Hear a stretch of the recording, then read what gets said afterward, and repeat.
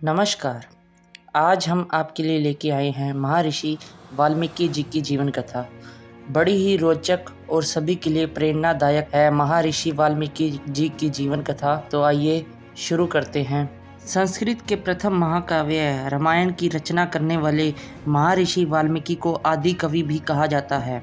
वाल्मीकि जी के आरंभ काल की कथा बड़ी रोचक है। महर्षि वाल्मीकि का पहला नाम रत्नाकर था। मान्यता है कि इनका जन्म एक ब्राह्मण परिवार में हुआ था, किंतु डाकुओं के साथ रहने के कारण ये लूटपाट और हत्या करने लगे और इनका यही आजीविका का साधन हो गया। इन्हें जो भी मार्ग में मिलता वह उनकी संपत्ति लूट लिया करते थे। एक दिन इनकी मुलाकात देवऋषि नारद से हुई।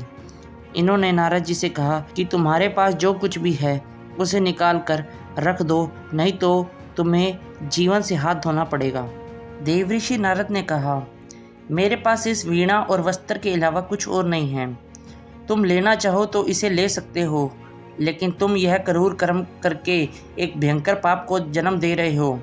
देवऋषि की कोमल वाणी सुनकर वाल्मीकि का कठोर हृदय कुछ द्रवित हुआ। इन्होंने कहा, भगवान, मेरी आजीविका का यही साधन है और इसी से मैं अपने परिवार का भरण पोषण करता हूँ। देवऋषि बोले, तुम अपने परिवार वालों से जाकर पूछो कि वह तुम्हारे द्वारा केवल भरण पोषण के अधिकारी हैं या फिर तुम्हारे पाप कर्म में भी हिस्सा बांटेंगे। तुम विश्वास करो कि मैं तुम्हारे लौटने तक यहाँ से कहीं नहीं जाऊँगा। वाल्मीकि ने जब घर आकर परिजनों से उत्तर का प्रश्न पूछा तो सभी ने कहा कि यह तुम्हारा कर्तव्य है कि हमारा भरण पोषण करो, परंतु हम तुम्हारे पाप कर्म में क्यों भागीदार बने। परिजनों की बात सुनकर महर्षि वाल्मीकि जी को बहुत दुख हुआ।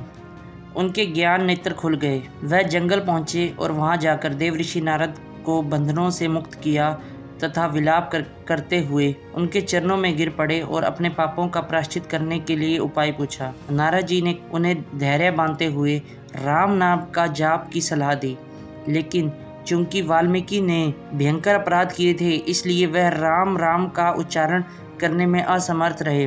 तब नारद जी ने उन्हें मरा मरा उच्चारण करने को कहा। बार बार मरा मरा कहने से राम राम का उच्चारण सही हो जाता है। नारद जी का आदेश पाकर वाल्मीकि जी नाम जप में लीन हो गए। हजारों वर्ष तक नाम जप करने से उनके संपूर्ण पाप धो दिए गए। भगवान का आशीर्वाद उन्हें मिला। उनके शरीर पर दीमकों ने बांबी बना दी। दीमकों के घर को वाल्मीकि कहते हैं। उसमें रहने के कारण ही इनका नाम वाल्मीकि पड़ा। इन्होंने ही रामायण रूपी आदि काव्यों की रचना की। वनवास के समय भगवान श्री राम ने इन्हें दर्शन देकर इनका जीवन सफल बनाया। सीता जी ने अपना वनवास का अंतिम समय इनके आश्रम में बिताया। वहीं लव और कुश का जन्म हुआ। वाल्मीकि जी ने उन्हें रामायण का गान सिखाया। इसी प्रकार नाम जप और सत्संग के प्रभाव से वाल्मीकि डाकू से ब्रह्म ऋषि बन गए। तो ये थी महर्षि वाल्मीकि जी की जीवन कथा। अगर कुछ गलती हो तो कृपया माफ़ करें और अगर पसंद आए तो आगे ज़रूर शेयर करें। धन्यवाद।